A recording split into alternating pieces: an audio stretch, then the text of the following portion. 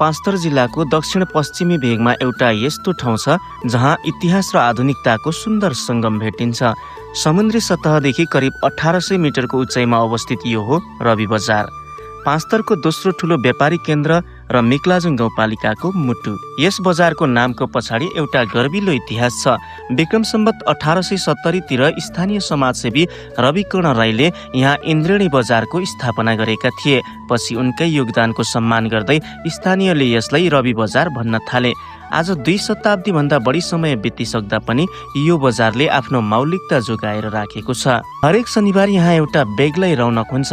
पाँचथर, इलाम र मोरङका सीमावर्ती गाउँहरूबाट किसानहरू आफ्ना अर्ग्यानिक उत्पादन लिएर यहाँ आउँछन्। दमक रवि फाल्गुनन्द मार्ग बनेपछि त यो बजार तराई र पहाडलाई जोड्ने एउटा बलियो व्यापारिक केन्द्र बनेको छ। रवि केवल व्यापारिक केन्द्र मात्र होइन, यो त प्राकृतिक र धार्मिक पर्यटकको खानी पनि हो। यहाँको अनौठो माङमालुङ ढुङ्गा, दुलहीको कथा बोकेको बेउली ढुङ्गा र हरियाली चिया बगानले जो कोहीलाई पनि मन्त्रमुग्ध पार्दछ। यहाँका झरना र कुहिरोसँग लुकामारी खेल्ने डाँडाहरूले पर्यटकलाई आहा भन्न बाध्य बनाउँछ। फेरि त समयसँगै रवि बजारले आफ्नो स्वरूप फेर्दैछ, तर यसको आतिथ्यता र ऐतिहासिक पहिचान भने उस्तै छ।